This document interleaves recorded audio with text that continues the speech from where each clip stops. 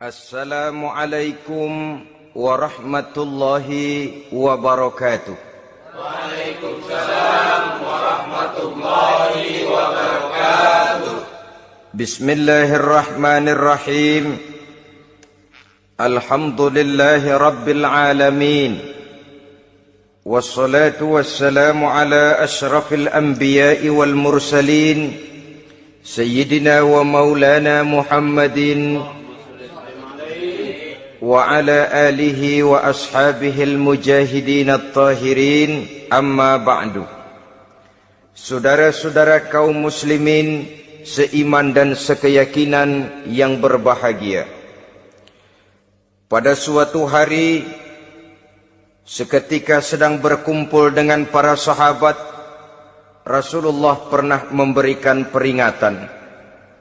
Beliau bersabda, yushiku an tada'a alaikumul umamu kama tada'al akalatu ala qas'atiha. Pada suatu saat nanti akan datang di tengah-tengah kamu, wahai umat Islam, di mana orang-orang lain di sekeliling kamu akan bersatu mengerubungi kamu seperti bersatunya orang-orang mengerubungi makanan di atas meja hidangan. Akan datang satu saat nanti di mana kondisimu dikepung sedemikian rupa, yang barat mau menerkam, yang timur mau menghantam, yang selatan mau menginjak-injak, yang utara pun akan menjelajah. Kondisimu seperti makanan di atas meja hidangan. Sebagian sahabat merasa heran dan terkejut, lalu mereka bertanya, amin qillati nahnu yawma izin ya Rasulullah? Apakah jumlah kami pada waktu itu sedikit ya Rasul? Kami sampai dikepung sedemikian rupa? Beliau menjawab, bal antum yawma izin katsir. Sama sekali tidak. Kamu tidak sedikit pada saat itu. Bahkan jumlahmu sangat banyak. Kamu adalah mayoritas. Walakinnakum ghusa'un ka ghusa'is sail. Tetapi keadaanmu saat itu persis seperti buih di lautan. Banyak tetapi centang perenang. Banyak tetapi tidak punya daya dan kekuatan. Banyak tapi dipermainkan gelombang lautan, dihempaskan ke tepian pantai tanpa punya makna dan arti. Kondisimu pada saat itu kuantitas yang tanpa kualitas, sehingga orang lain enak saja mengepung kamu. Akidahmu didangkalkan, dibanjiri dengan peradaban dan kebudayaan yang menjauhkan dari agama. Dari segi maksiat dan munkarat seluruhnya mengepung sampai kita melepaskan nilai-nilai Islam kita ini. Dan celakanya, sambung beliau, wal yanzi'anna fi qulubi aduwikumul mahabata minkum.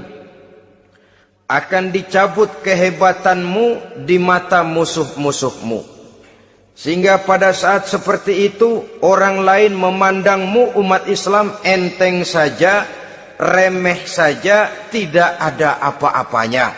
Sudahlah, pokoknya umat Islam sikat saja. Umat Islam enteng, umat Islam kecil, umat Islam tidak ada apa-apanya. Alangkah ironinya, alangkah menyedihkannya, memilukan dan sekaligus memalukan. Umat yang mayoritas ini dipermainkan oleh yang minoritas. Umat yang jumlahnya terbesar, terbanyak, bahkan konon menurut catatan sampai 90%, tapi dipermainkan oleh mereka, kelompok-kelompok kecil ini. Waliyakzifanna fi qulubikumul wahn. Pada saat itu di hatimu dicampakkanlah penyakit wahan. Sahabat kemudian bertanya, wa mal wahnu ya Rasulullah? Apakah penyakit wahan itu ya Rasul? Beliau menjawab, hubbud dunya wa karahiyatul maut. Penyakit wahan itu tidak lain hubbud dunya wa karahiyatul maut. Terlalu cinta kepada dunia dan terlalu takut kepada mati. materialistis dan takut resiko. Dua penyakit inilah yang menyebabkan walaupun umat ini mayoritas, tapi dipermainkan oleh yang minoritas. Walaupun dia golongan terbesar, tapi nasibnya seperti makanan di atas meja makan. Dari segala macam penjuru mau menghantam dia. Saudara-saudara kaum muslimin yang berbahagia, ini merupakan analisa sosial bahwa pada satu saat nanti akan terjadi di tengah-tengah umat di mana kita dihantam dan diserbu dari segala macam penjuru. Akidah didangkalkan, peradaban dan kebudayaan dirusak, makanan dan minuman diracuni, pakaian ditelanjangi dan lain sebagainya, sampai kita melepaskan nilai Islam yang kita cintai ini. Kondisi sosial ini satu saat akan datang kepada kita. Demikian analisa dan peringatan dari Rasulullah sallallahu alaihi wasallam. Marilah sekarang kita melihat, adalah benar bahwa di zaman sekarang kita insya Allah tidak akan mengalami perang Badar sehebat yang pernah dialami oleh Rasul dan para sahabatnya. Tetapi sesungguhnya perang yang kita hadapi di zaman sekarang ini tidak kalah hebatnya dengan perang Badar, tidak kurang dahsyatnya dengan perang Uhud, tidak kurang ngerinya dari perang Khandaq. Hanya saja yang kita hadapi sekarang ini bukan ujung pedang, bukan ujung tombak, bukan ujung panah. Yang kita hadapi sekarang ini adalah perang akidah, perang ideologi, perang mempertahankan keyakinan. Yang kalau kita kalah sekarang, kita memang masih beragama. Tetapi anak kita, cucu kita, generasi yang akan hidup 5, 10, 20, 30 tahun yang akan datang, wallahu a'lam bissawab. Islam, saudara-saudaraku, tidak mungkin hilang dari dunia. Tetapi tidak mustahil Islam gulung tikar dari desa kita. Tidak mustahil Islam gulung tikar dari kampung dan kota kita, jikalau kita tidak menjaganya, jikalau kita tidak memeliharanya, bahkan jikalau kita tidak mewariskannya kepada anak-anak kita, generasi yang akan datang. Marilah kita mengingat sejenak bagaimana Islam di Spanyol yang pernah jaya, pernah mewarnai daratan Eropa, dan yang sekarang hanya sekedar tinggal ceritanya saja. Ini pernah diperingatkan oleh Rasul dalam satu hadis, sayati ala ummati zamanun la yabqal Islam illa ismun wala minal Quran illa rasmun. Akan datang satu masa di tengah umatku di mana pada masa itu Islam ada tapi hanya tinggal sekedar namanya saja, dan Quran pun ada tapi cuma sekedar tinggal tulisannya saja. Apabila kita tidak mewariskan ini kepada generasi yang akan datang, maka serbuan-serbuan dari berbagai macam penjuru dari hari ke hari semakin kita rasakan kehebatannya. Tidak mustahil sejarah Spanyol akan terjadi di desa kita, akan terjadi di kampung kita, akan terjadi di kota kita. Orang Spanyol kalau mereka cerita kepada anaknya, mereka akan cerita, "Nak, di sini dulu ada masjid." Kapan, Pak? Dulu bener dah. Banyak orang Islam kalau hari Jumat pada sembahyang, kapan itu, Pak? Dulu sekali. Sekarang cuma sekedar tinggal ceritanya saja. Bukankah sesuatu yang sangat tidak mustahil apabila kita tidak menjaga dan mewariskan Islam ini kepada generasi yang akan datang? Maka serbuan-serbuan akan membawakan hasil yang diinginkan oleh para penyerbu itu tadi. Kita sudah menjadi umat yang mayoritas, tetapi umat yang mayoritas ini menurut Rasul dikepung sedemikian rupa, akidahnya didangkalkan, peradaban dan kebudayaannya ditekan sedemikian rupa, kehidupan sosialnya dibuat individualis, Kemudian dari segi pergaulan, pakaian, makanan, minuman dan sebagainya diracuni, sampai dia tidak lagi berpegang teguh kepada agamanya. Dan dikala itu hilang kehebatan umat ini di mata musuh-musuhnya. Orang lain memandang kita ringan saja, enteng saja, satu umat yang sudah kehilangan wibawa. Padahal konon kabarnya kita mayoritas, tapi enak saja dikutak-kutik orang lain. Dan dikala itu di hati kita merajalela penyakit uahan. Penyakit uahan itu apa? Pertama, hubbud dunia, terlalu cinta kepada dunia. Terlalu cinta kepada dunia yang menyebabkan kita lupa akan tanggung jawab dan kewajiban, lupa meneruskan dan mewariskan Islam kepada generasi yang akan datang. Kita berlomba hanya untuk mengejar dunia dan seluruh isinya. Baik dia bernama material, baik dia bernama seksual, baik dia bernama pangkat, jabatan dan kedudukan, berlomba-lomba kita di dalamnya. Sampai tercampaklah penyakit hubbud dunia di dalam hati ini. Berurat dan berakar dunia itu, sulit dan berat kita berpisah daripadanya. Akibatnya kemauan untuk berbuat demi dan atas nama agama sangat sulit terwujud di dalam kehidupan ini. Yang kedua, karahiyatul maut, terlalu takut kepada mati. Baik mati ajal, mati dalam artian yang sebenarnya, baik mati usahanya, baik mati karirnya, baik mati pangkat dan jabatannya. Sehingga dengan demikian akibatnya jatuhlah kita menjadi umat yang kehilangan wibawa di mata orang lain. Saudara-saudara kaum muslimin rahimakumullah, saya katakan tadi, perang yang kita hadapi di zaman sekarang adalah perang akidah. Perang menghadapi peradaban dan kebudayaan yang menghancurkan moral daripada anak-anak kita. Perang menghadapi banjirnya maksiat dan munkarat. Yang di tengah-tengah itu, di samping berkewajiban menjaga diri dan keluarga, kita pun juga berkewajiban menjaga anak-anak kita, generasi yang akan datang. Mengarahkan dan mendidik mereka sesuai dengan yang dikehendaki oleh Allah Subhanahu wa ta'ala. Oleh sebab itu, pada pertemuan kali ini yang akan saya bicarakan ialah bagaimana idealnya seorang muslim lebih dahulu memberikan pendidikan kepada anak-anaknya. Di tengah satu situasi dan kondisi di mana serbuan datang silih berganti melanda dan menghantam umat Islam, kemana anak-anak kita ini harus kita arahkan? Karena kita orang tua mempunyai tanggung jawab. Anak adalah amanah, menyia-nyiakan amanah adalah dosa, dan dosa itu merupakan satu dosa yang besar. Bahkan orang tua bisa saja masuk neraka kalau tidak bertanggung jawab tentang anak-anaknya.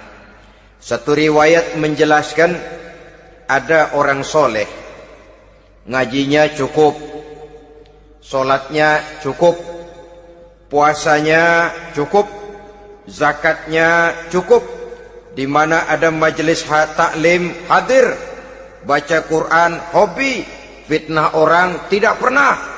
Di akhirat setelah disidang dia ternyata lebih banyak kebaikannya daripada kejahatannya, maka dia pun diperintahkan dan dipersilahkan masuk ke dalam surga. Giliran anaknya disidang, biang okem nih anak.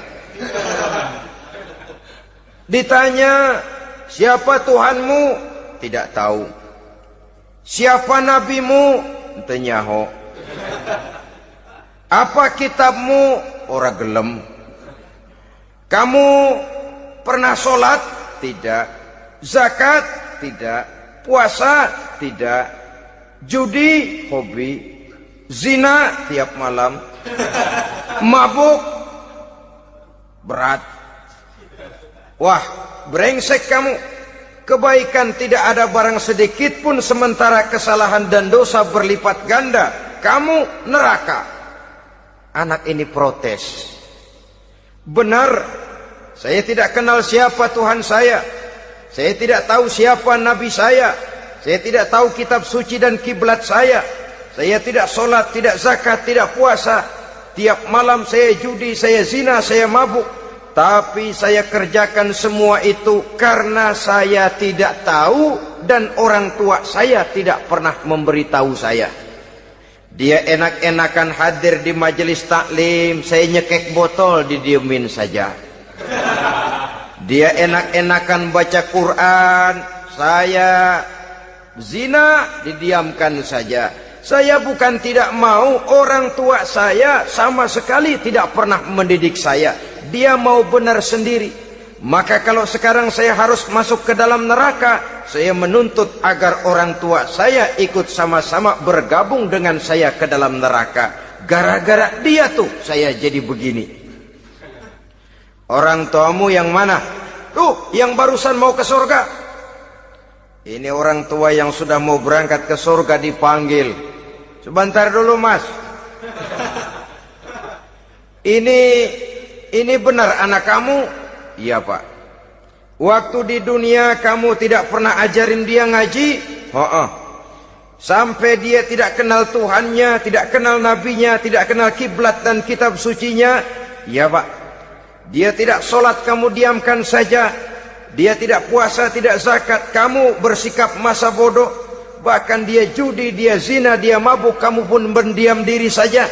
Iya, Pak. Tahukah kamu bahwa anak ini adalah amanah? Menyia-nyiakan amanah artinya khianat, dan khianat adalah dosa yang sangat besar. Kamu tidak bertanggung jawab, maka kamu, anakmu gabung ke dalam neraka.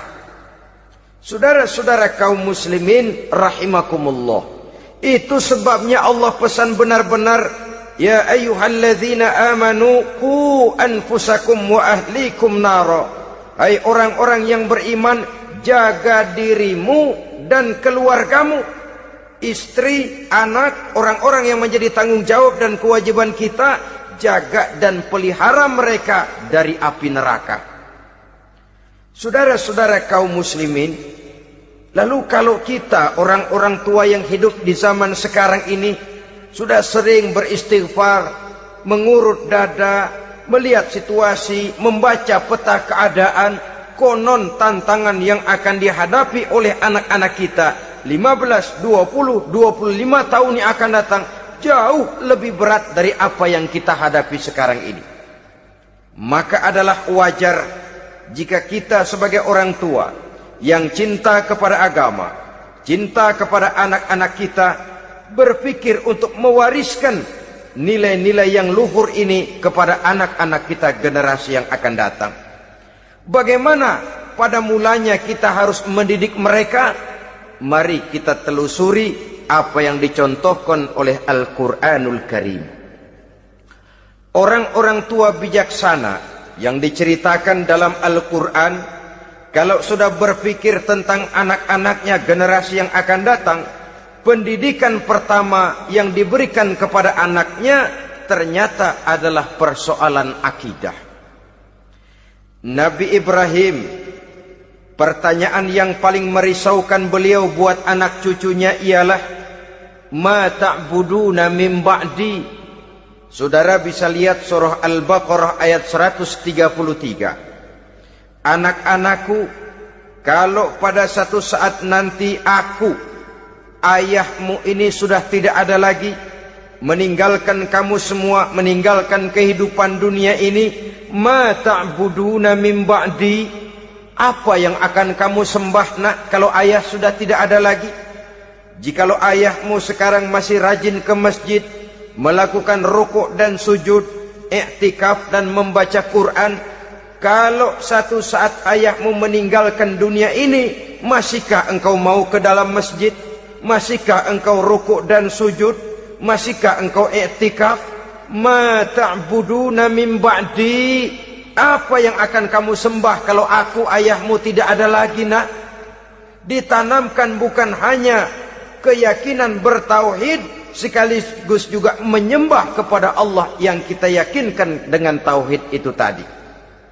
Bukankah berbeda dengan kita kebanyakan orang tua sekarang?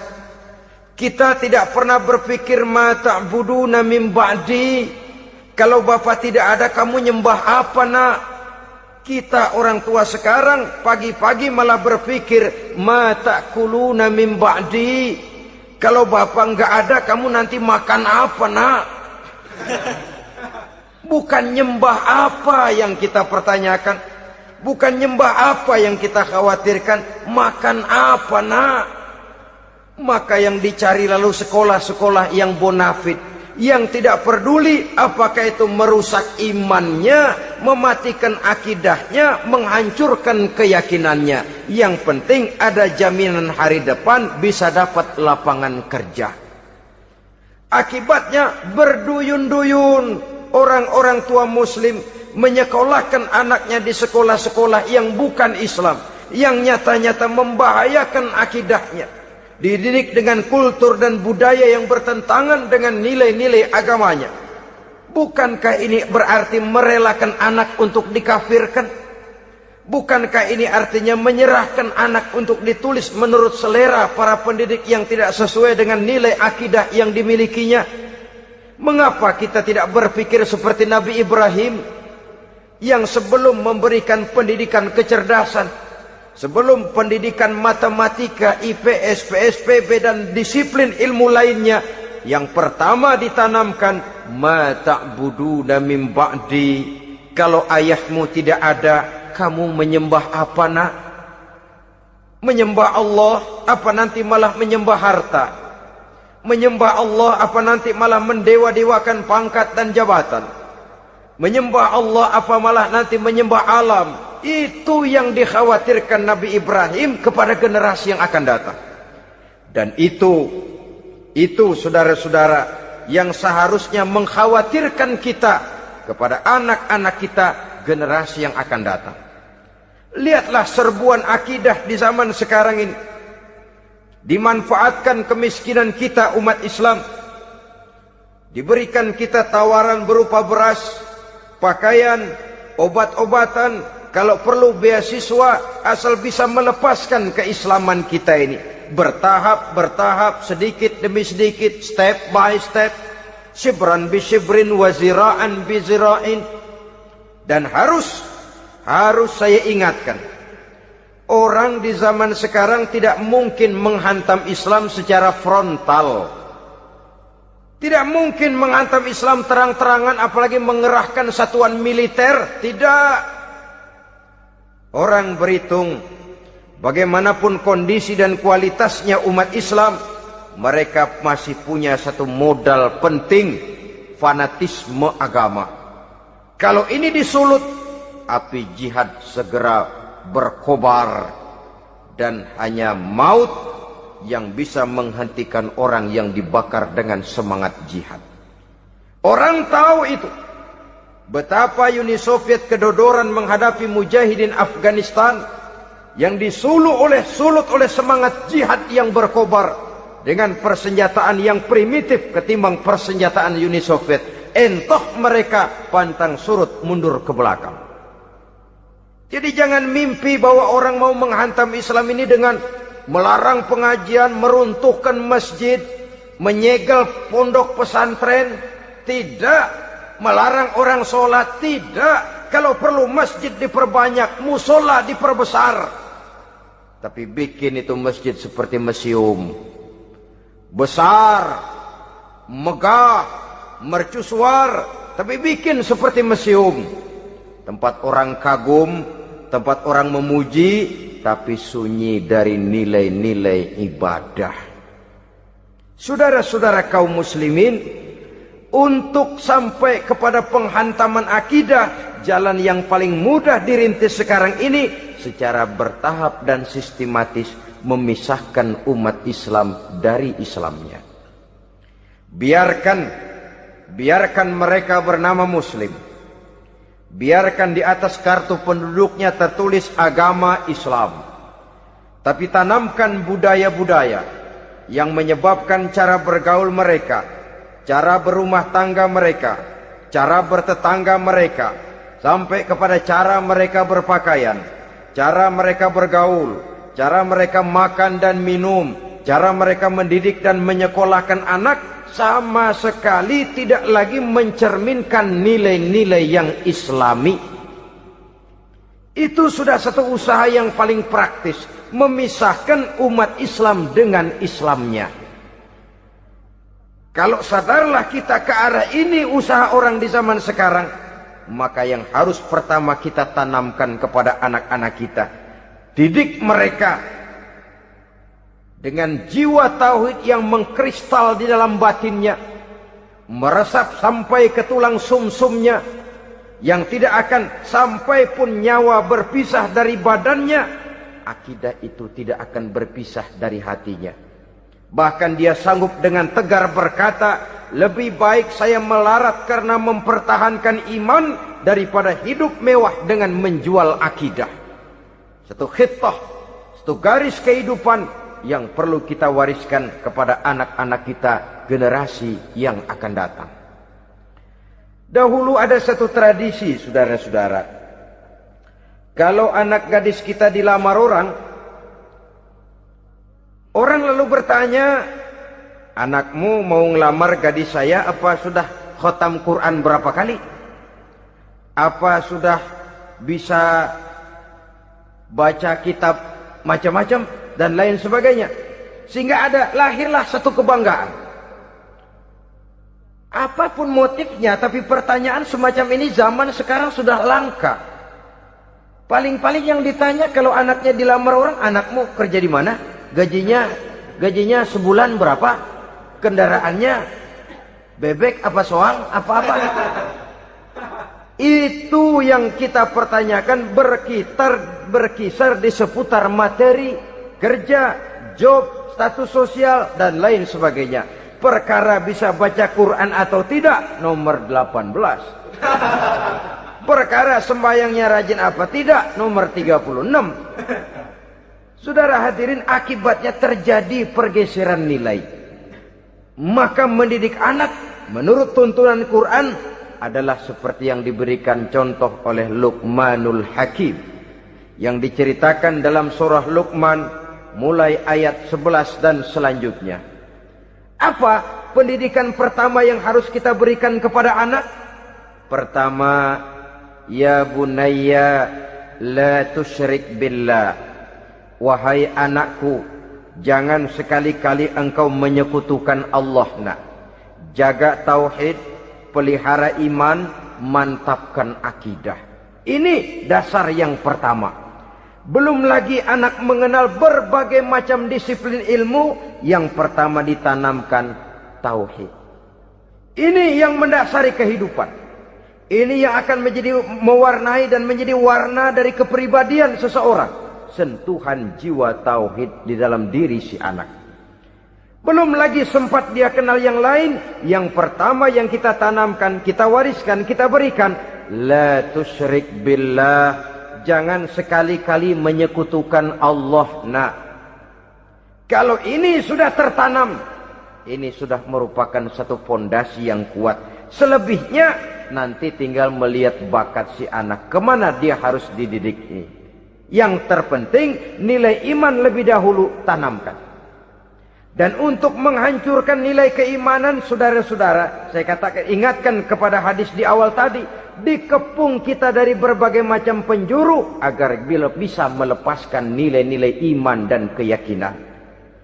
Proses pendangkalan akidah, ditanamkan keraguan kepada agama, ditanamkan rasa malu beragama, sholat malu, baca Quran malu, berangkat ke masjid malu, pakai jilbab malu. Ditanamkan rasa malu beragama, sehingga bertahap sedikit demi sedikit kita mulai berpisah dengan kehidupan beragama. Ditanamkan hal yang sedemikian rupa dari berbagai macam penjuru. Dihantam akidah, akidah kuat, dihantam dari segi peradaban dan kebudayaan. Diperbanyaklah peradaban dan kebudayaan yang bukan mendekatkan kita dengan agama, malah mendekatkan kita dengan neraka. Menjauhkan kita dari agama, menjauhkan kita dari nilai-nilai luhur yang diwariskan oleh orang-orang tua kita terdahulu. Adalah kewajiban kita yang pertama mendidik anak, menanamkan roh, jiwa dan semangat tauhid di dalam diri mereka. Saudara-saudara kaum muslimin rahimakumullah, kenapa kita lebih dahulukan menanamkan jiwa, roh dan semangat tauhid ini kepada anak-anak kita? Pertama, kita tidak hanya ingin sekedar mempunyai anak yang pintar, tetapi lebih daripada itu kita pun ingin mempunyai anak yang benar. Segala macam disiplin ilmu, segala macam bentuk penalaran ilmiah dan pengisian intelektualitas manusia mungkin di satu sisi akan membuat dia pintar, tapi di sisi lain belum tentu akan membuat dia benar.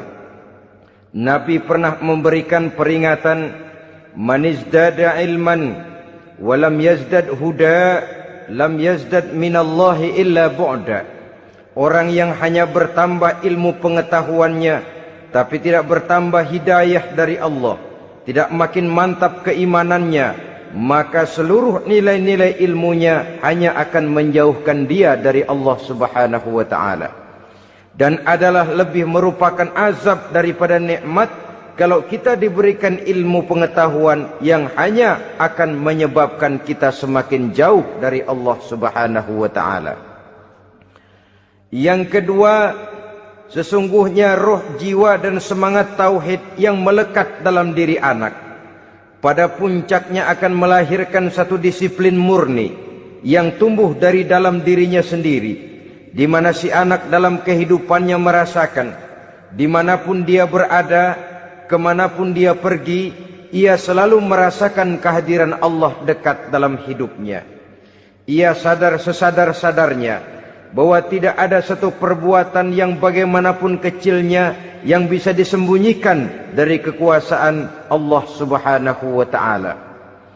Yang ketiga, dengan penanaman roh, jiwa dan semangat iman ini, maka diharapkan anak-anak nanti pada pertumbuhannya sanggup mengendalikan hawa nafsunya. Dengan kata lain, bahwa penanaman jiwa tauhid, penanaman roh dan semangat keimanan ini merupakan kondisi dasar yang harus dilakukan sebelum yang lain-lainnya. Kemudian pendidikan kedua yang diberikan oleh Al-Quran melalui contoh dan model dengan Luqmanul Hakim ini, setelah menanamkan tauhid, ditanamkanlah kepada si anak ini rasa hormat kepada orang tuanya. Wa wassaynal insana biwalidayhi, dan kami wasiatkan kepada manusia untuk berbakti kepada ibu bapaknya.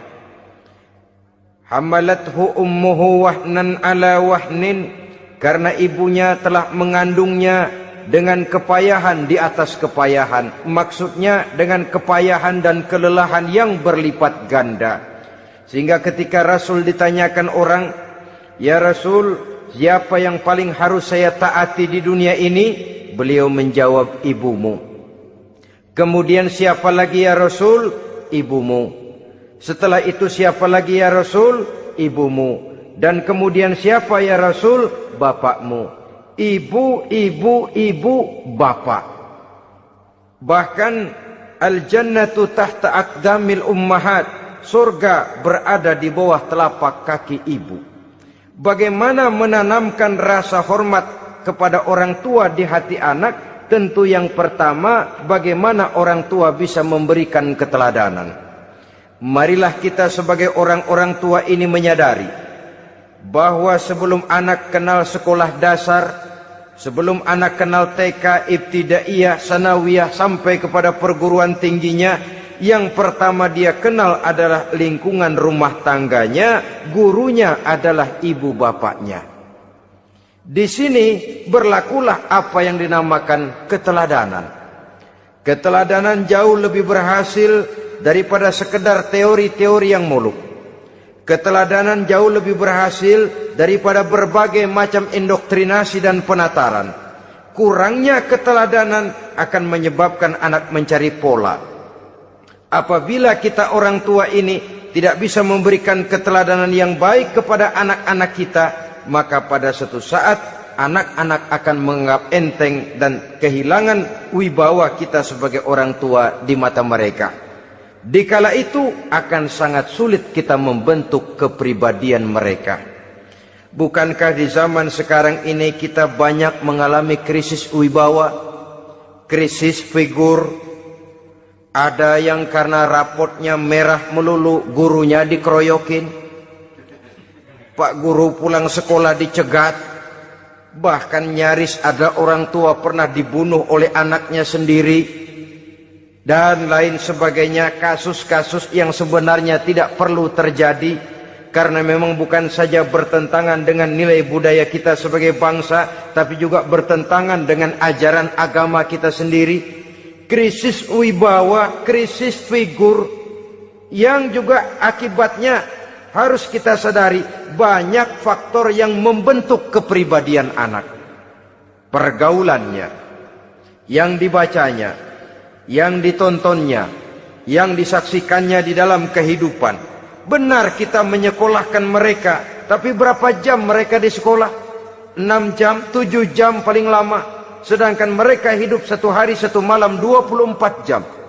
Kalau cuma 7 jam di sekolah, ini berarti lebih banyak dia di luar sekolah. Dan di luar sekolah itu artinya ya rumah tangganya, ya temannya, ya lingkungan di mana dia tinggal, yang seluruhnya sangat besar pengaruhnya dalam ikut membentuk kepribadian anak-anak kita.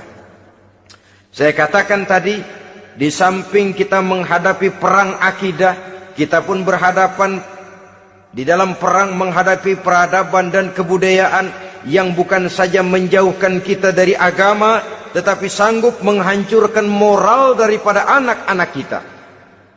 Secara pribadi, saudara-saudara, saya iri, saya kagum misalnya dengan kemajuan yang diperoleh oleh negara tetangga kita, Jepang misalnya. Padahal tahun 45 ia pun hancur lebur oleh meledaknya atom di Hiroshima dan Nagasaki. Tapi bagai satu tenaga raksasa kemudian Jepang bangkit menjadi satu negara superpower di Asia. Bahkan gurunya saja Amerika sekarang ini kewalahan menghadapi perang dagang dengan Jepang ini. Dan yang menarik, Jepang bisa maju dan modern dengan tetap menjadi Jepang, tanpa harus kehilangan identitasnya sebagai satu bangsa, tanpa harus kehilangan kepribadiannya sebagai satu bangsa. Sebagai negara yang sedang berkembang, kita sering latah. Kita ingin meniru Barat, tapi bukan teknologinya, westernisasinya yang kita tiru. Bukan isinya, kulitnya yang kita ambil. Akibatnya apa? Modernnya belum, orangnya sudah Barat. Bergaulnya sudah cara Barat, berumah tangganya sudah cara Barat, berpakaiannya sudah cara Barat, mendidik anaknya sudah cara Barat. Di mana ketemu orang tua cukup hello daddy. Kulitnya kita ambil, sementara isinya kita campakkan. Ironi dan menyedihkan. Padahal kita sesungguhnya bisa maju dan modern, bisa mengejar segala ketinggalan dan keterbelakangan kita, dengan tetap menjaga nilai-nilai luhur budaya kita sebagai satu bangsa, mengambil isinya, dan kalau memang tidak perlu, lalu mencampakkan kulitnya. Pengaruh peradaban dan kebudayaan yang menghancurkan moral daripada anak-anak kita oleh pesatnya arus teknologi, oleh pesatnya arus komunikasi, di mana hal-hal yang terjadi di belahan dunia lain dapat kita saksikan hari ini juga melalui layar televisi, yang terjadi di Amerika, di Eropa, di Afrika, di ujung dunia yang paling ujung sekalipun. Di ujung dunia yang paling ujung, hari ini kejadian, hari ini sudah bisa kita saksikan. Pesatnya arus komunikasi, kalau jatuh ke tangan anak-anak kita yang belum mempunyai filter, daya saring positif, akan dicerna oleh mereka tanpa memilah dan memilih. Akibatnya orang kampung bilang kelolodan. Makan nggak dikunyah lagi, tentu saja akhirnya kelolodan. Dan kalau sudah kelolodan, menyusahkan kita seluruhnya. Oleh karena itu budaya menghormati orang tua perlu dijaga, perlu dipelihara dan diwariskan kepada anak-anak kita. Tali silaturahmi sehingga ada respeknya kepada orang tuanya. Jangan bapaknya dianggap CS, ibunya dianggap CS, kakeknya dianggap CS. Hilang rasa respek, hilang rasa menghormati. Sementara orang tua sendiri tidak bisa memberikan keteladanan, kurang mendapat perhatian dan lain sebagainya. Apalagi kalau baik ibu maupun bapak adalah orang-orang karier yang setiap hari sibuk menghadapi tugas masing-masing.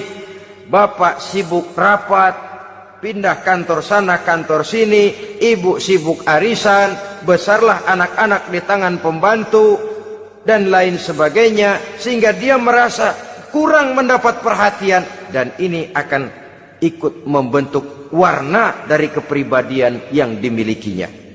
Sampai kepada pelosok-pelosok desa, jaringan televisi memang menguntungkan. Tapi kalau sudah sampai kepada menayangkan budaya-budaya yang tidak sesuai dengan pola di mana mereka tinggal, pola lingkungannya, dan ingin mereka terapkan dalam kehidupan, ironi dan menyedihkan. Maka sering dikatakan, jikalau ABRI masuk desa, rakyat beruntung. Jikalau listrik masuk desa, rumah jadi terang. Jikalau koran masuk desa, rakyat jadi cerdas. Jikalau hakim masuk desa, rakyat lalu sadar hukum. Tapi jikalau maksiat dan munkarat masuk desa, minuman keras masuk desa, judi masuk desa, pelacuran masuk desa, rakyat tentu kiamat. Dan kita harus punya budaya untuk memilah dan memilih, mempunyai filter untuk jadi daya saring positif. Oleh karena itu saudara-saudara, tahap kedua setelah menanamkan jiwa tauhid kepada anak, tanamkan rasa hormat kepada orang tuanya. Orang tua itu ibu bapaknya, orang tua itu guru-gurunya yang mengajarkan dia, atau yang dianggap tua yang lebih senior dari dia. Karena tidak ada satu peradaban yang berdiri sendiri. Bagaimanapun maju dan modernnya kita sekarang, tentu merupakan mata rantai yang berkaitan dari generasi terdahulu. Ini yang kedua. Setelah tauhid, berbakti kepada ibu dan bapak. Tidak ada satu kebahagiaan yang bisa ditegakkan di dunia ini tanpa doa, tanpa restu daripada ibu dan bapak. Ini keramat hidup. Doanya dikabul Allah dan kutuknya juga dikabul oleh Allah Subhanahu wa taala. Jadi mendidik anak setelah menanamkan jiwa tauhid, menanamkan rasa hormat dan taat berbakti kepada ibu bapaknya. Itu yang kedua. Kemudian yang ketiga, melalui model Luqman, Quran mendorong kita untuk mendidik anak, menanamkan etika otonom. Apa itu? Ya bunayya, innaha in taku mithqala habbatin min khardalin fatakun fi sakhratin aw fis samawati aw fil ardi ya'ti biha Allah. Wahai anakku, sesungguhnya kalau ada satu kebaikan yang kamu kerjakan, kecil, tidak nampak oleh pandangan mata yang zahir, yang kecil itu tersembunyi di puncak langit, di dasar bumi yang paling dalam, atau di tengah batu hitam sekalipun, Allah pasti mengetahuinya dan pasti akan memberikan balasan yang seadil-adilnya. Pendidikan apa ini? Pendidikan moral, menanamkan etika otonom. Nah, kau berbuat baik jangan karena dilihat orang. Kau tidak mau melakukan kejahatan jangan cuma karena ada polisi. Kalau ada polisi kau tidak mau jahat, kucing juga begitu. Coba lihat kucing, taruh ikan asin di piring kaleng, tongkrongin. Aduh, kucing kalem, sopan, tenang. Sedikit kita lengah, habis ikan digarap. Tapi ditanamkan satu kesadaran, kemanapun kau pergi, nak, apapun yang kau kerjakan, tersembunyi di tengah batu, di dasar bumi, di puncak langit, Allah pasti tahu.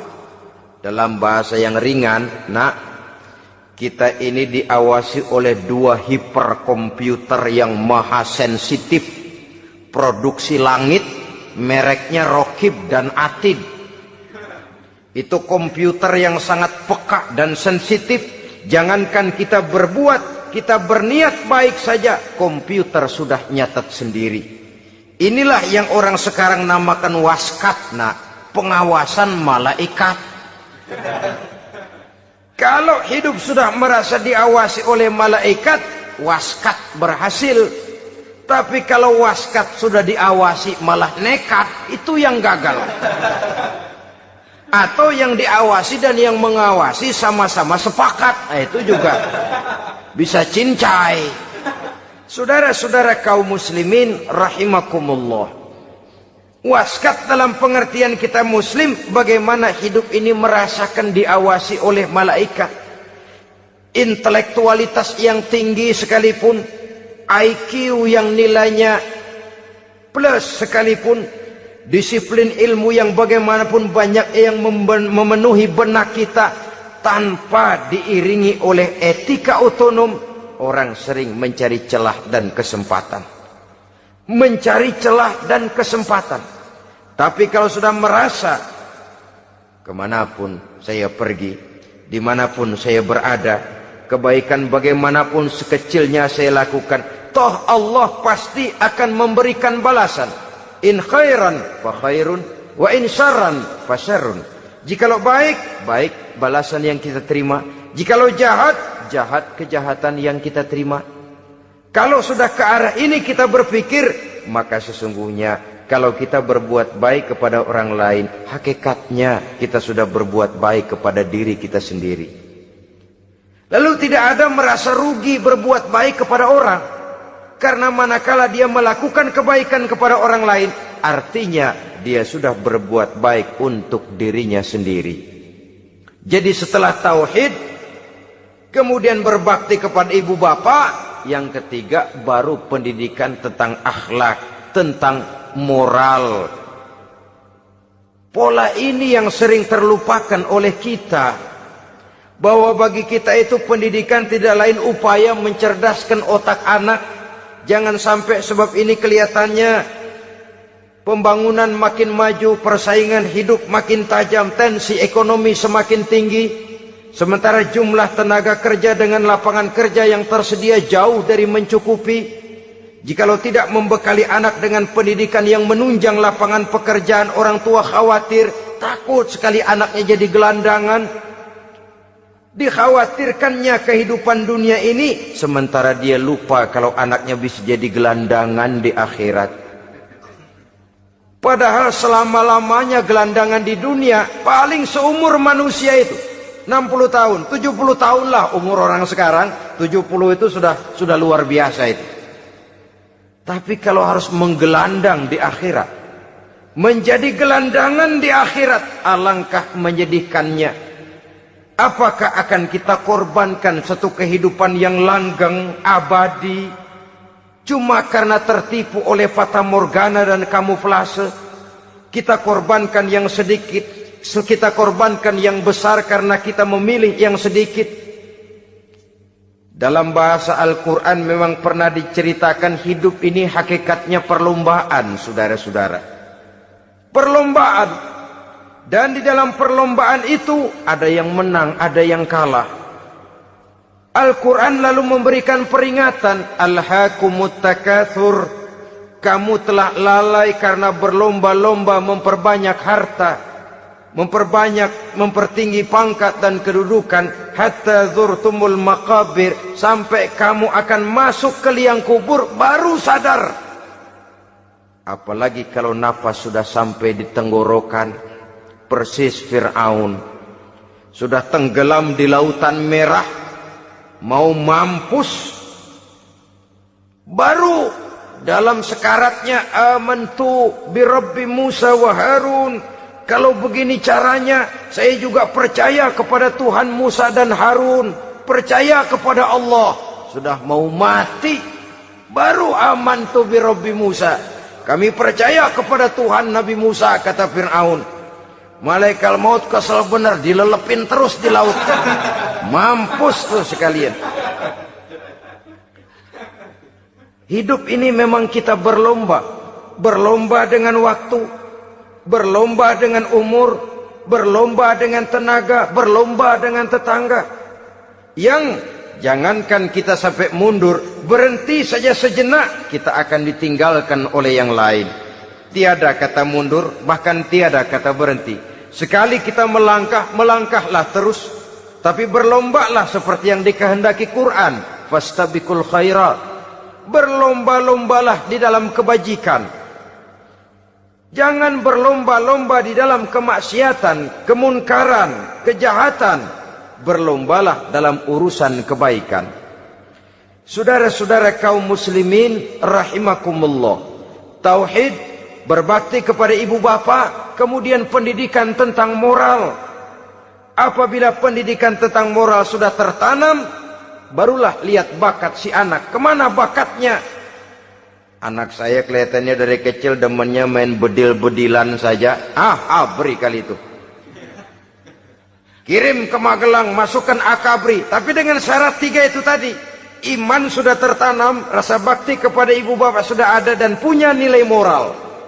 Sehingga boleh jadi nanti dia menjadi jenderal yang beriman, yang berbakti kepada ibu bapaknya, dan punya moral yang tinggi. Kan lebih baik rakyat rendah tapi akhlaknya tinggi, daripada pejabat tinggi tapi moralnya rendah. Jauh lebih baik rakyat rendah punya moral tinggi ketimbang pejabat tinggi punya moral rendah. Nilai moral ini yang jadi ukuran dan barometer di masyarakat. Yang ini yang sering kita lupakan, bahwa kehancuran satu bangsa dimanapun di dunia ini selalu dimulai dengan kehancuran moral daripada bangsa itu sendiri. Sekarang membina nilai moral ini berat. Gadis kita, remaja, putri, diberikan pakaian jilbab, mungkin dia sendiri masih setengah-setengah, ditambah lagi oleh ledekan temennya. Jilbab lah kuno. Bau sorga lah, bau masjid lah, bau menyan lah.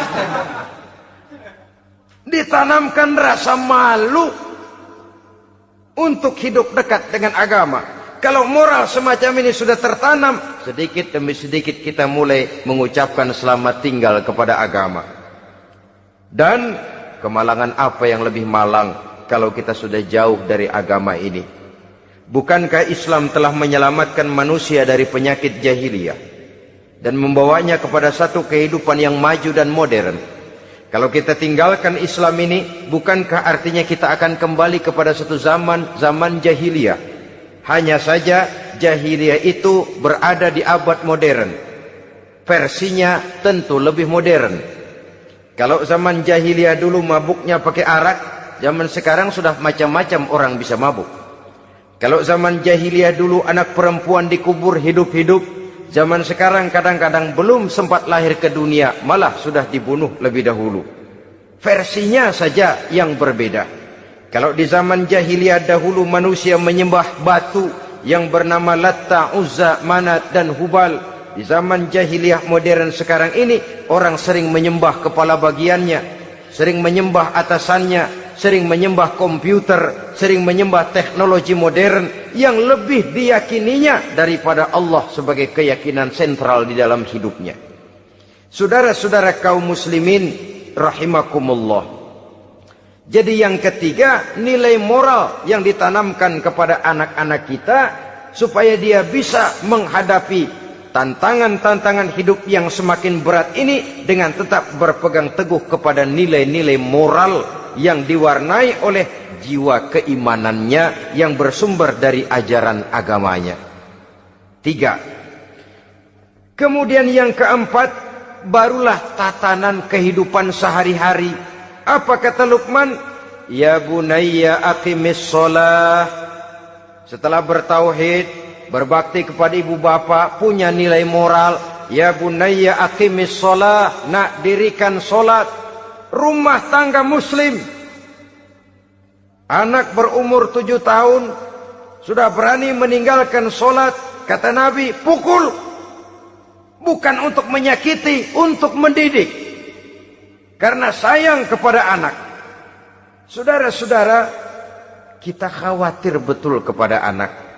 Kalau dia pulang dari sekolah, buru-buru kita sebagai orang tua bertanya, sudah makan nak? Sudah istirahat nak? Tapi jarang kita sebagai orang tua melontarkan, sudah sholat nak? Bahkan kita bisa memberikan sugesti kepada anak. Nah, kalau kau naik kelas 1 sampai naik ke kelas 2, bapak beliin sepeda. Tamat SD nak, motor. Tamat SMP nak, ke Bali kita. Tamat SMA nak, Singapura. Saudara-saudara, tapi kalau untuk urusan sholat misalnya, kita tidak pernah memberikan sugesti kepada anak-anak kita.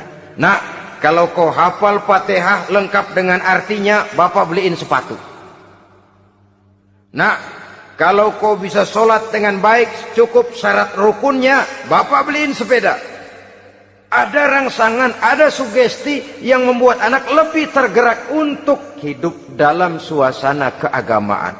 Ya bunayya aqimis sholah, nak dirikan sholat. Sebab ini sandaran vertikal yang paling langsung antara manusia dengan Tuhannya. Menyadari bahwa sepanjang yang bisa dilakukan oleh manusia hanyalah berusaha dan berusaha, dan kepastian sepenuhnya ada di tangan Allah. Dengan sholat kepribadianmu diperteguh, dengan sholat sandaran vertikalmu kepada Allah diperkuat. Dan pada waktunya nanti Al-Quran memberikan bimbingan, hendaklah minta tolong kepada Allah dengan sabar dan tetap mendirikan sholat. Ya bunayya aqimis sholat. Setelah itu, wa'mur bil ma'rufi wanha 'anil munkar. Tegaklah membina yang ma'ruf, tegaklah mencegah yang munkar. Ini sikap hidup sudah. Sholat tadi tugas hidup. Lalu sikap hidup tampil di tengah masyarakat, membina yang ma'ruf, mencegah yang munkar sesuai dengan kesanggupan masing-masing. Bukankah setiap kita kepingin punya anak yang bermanfaat? Setidaknya bagi keluarganya, syukur kalau bisa bagi lingkungannya, bagi masyarakat, bangsa dan negaranya.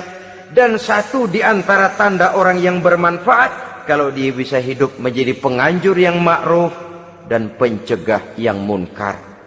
Dan itu kalau tidak ada hidayah, sulit orang mau melaksanakan itu. Sebab apa? Ada kecenderungan belakangan ini di mana agama dianggap urusan pribadi. Sehingga orang lalu sering bilang, jangan bawa-bawa agama dah, itu kan bukan urusan agama. Ini sudah ciri berpikirnya sekuler. Jangan bawa-bawa agama. Agama urusan pribadi. Artinya orang mau sholat mau enggak, jangan bilang apa-apa dah. Urusan dia sendirian. Dia mau puasa dia enggak, merdeka saja, urusan pribadi. Agama bukan persoalan pribadi. Apalagi jika sudah menyangkut amar ma'ruf dan nahi munkar. Siap menegakkan yang baik, mencegah yang munkar, untuk tegaknya satu masyarakat yang diwarnai oleh kebaikan dan terhindar dari segala macam kejahatan. Dan terus ayat-ayat selanjutnya mencerminkan sikap hidup. Namun yang intinya, cara mendidik anak yang baik, yang dicontohkan oleh Al-Quran dengan Luqmanul Hakim sebagai model. Pertama, tanamkan tauhid. Yang kedua, tanamkan rasa hormat dan berbakti kepada ibu bapaknya. Yang ketiga, tanamkan moral, nilai akhlak yang tinggi. Setelah itu yang keempat, biasakan hidup dalam suasana keagamaan. Kontrollah sholatnya, kontrollah baca Qur'annya, kontrollah puasanya di bulan Ramadan. Ajaklah anak-anak sholat berjamaah, sehingga dengan demikian dia terbiasa oleh satu suasana yang mendekatkan dia dengan nilai agamanya. Dari sana diharapkan nilai-nilai ilmu yang didapatnya dari bangku sekolah akan menciptakan keseimbangan dengan yang ditanamkan oleh orang tuanya dalam bentuk yang dijelaskan oleh surah Luqman itu tadi. Sehingga apabila keseimbangan ini terwujud, akan menjalin keseimbangan dalam pola berpikir, dan keseimbangan dalam pola berpikir akan melahirkan keseimbangan dalam perbuatannya. Terwujudlah kita harapkan insan yang fid dunya hasanah wa fil akhirati hasanah. Inilah harapan kita semua. Mudah-mudahan Allah memberikan kekuatan kepada kita untuk mewariskan nilai-nilai yang baik kepada generasi yang akan datang, sehingga esok harus lebih baik daripada hari ini, dan lusa harus lebih baik daripada hari esok. Terima kasih atas perhatian saudara. Mohon maaf atas segala kekurangan. Usikum wa nafsi bitaqwallah. Wassalamualaikum warahmatullahi wabarakatuh.